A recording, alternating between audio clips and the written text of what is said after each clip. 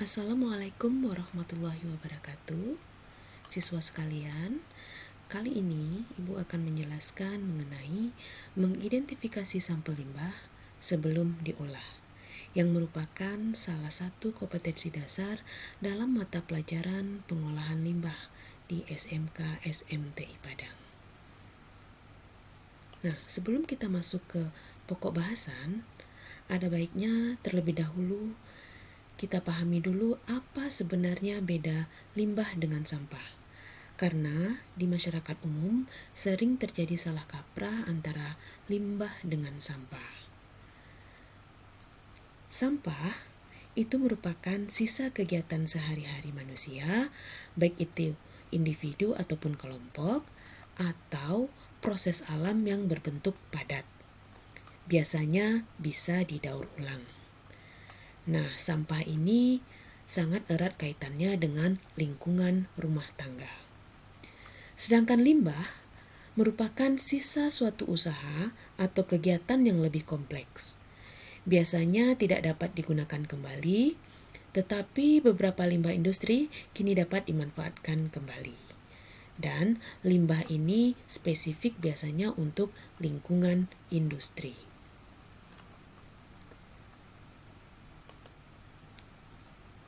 Nah, kalau kita definisikan lagi, limbah itu adalah buangan yang kehadirannya pada suatu saat dan tempat tertentu tidak dikehendaki di lingkungan.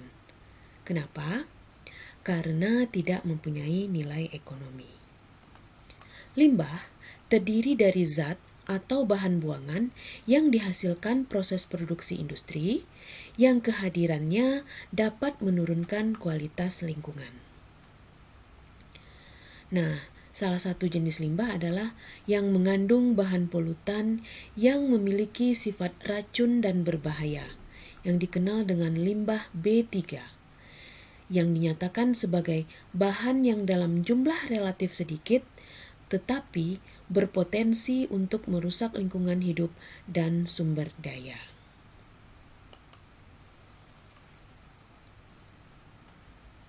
Selanjutnya, mengapa harus lakukan pengolahan limbah? Limbah harus diolah terlebih dahulu sebelum dibuang agar tidak mencemari lingkungan dan merusak kesehatan makhluk hidup. Kalau kita artikan, pengolahan limbah ini dapat didefinisikan sebagai suatu proses untuk menurunkan atau menghilangkan tingkat pencemaran limbah, agar limbah sesuai dengan standar baku mutu lingkungan sehingga tidak lagi mencemari lingkungan.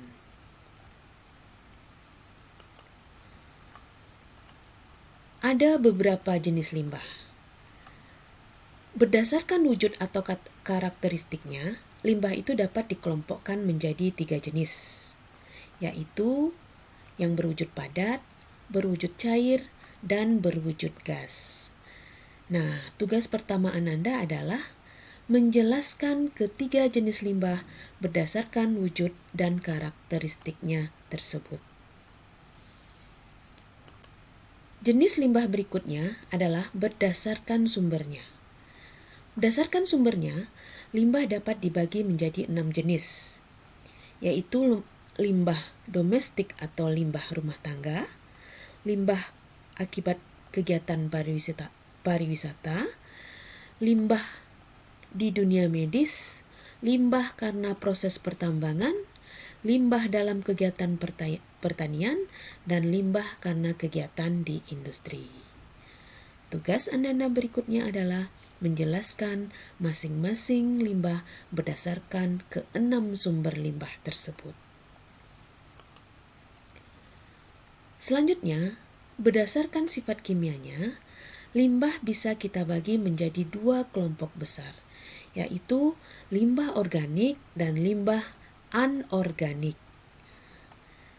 Sama seperti yang tadi, tugas Ananda adalah menjelaskan apa sebenarnya perbedaan limbah organik dengan limbah anorganik.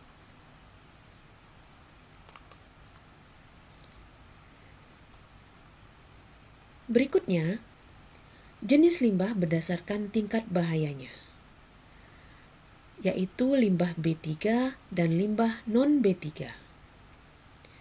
B3 adalah singkatan dari bahan berbahaya dan beracun.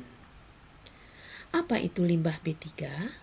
Yaitu limbah yang mengandung bahan berbahaya dan beracun, di mana pada jumlah atau konsentrasi yang kecil sangat membahayakan. Ibu ulangi, di mana pada jumlah atau konsentrasi kecil sangat membahayakan. Apalagi kalau konsentrasinya sudah besar, tentu amat sangat membahayakan. B3 itu tadi bahan berbahaya, beracun, dan juga beresiko tinggi. Bagaimana sifat-sifat limbah B3 tersebut? Bisa kita kenali dari mudah meledak, mudah terbakar, reaktif, menyebabkan infeksi, korosif, beracun, dapat menyebabkan kanker, menyebabkan perubahan gen, serta bersifat radioaktif. Contohnya adalah oli, baterai, aki mobil, obat kadaluarsa, aerosol, dan hairspray. Sebaliknya, limbah non-B3 adalah limbah yang tidak mengandung bahan berbahaya dan beracun, di mana pada jumlah atau konsentrasi kecil belum membahayakan. Dapat kita simpulkan kembali kalau B3 kecil sangat membahayakan, non-B3 kecil belum membahayakan. Itu beda antara B3 dan non-B3. Ini adalah gambar beberapa limbah di kawasan industri. Bisa Ananda amati dalam tayangan ini.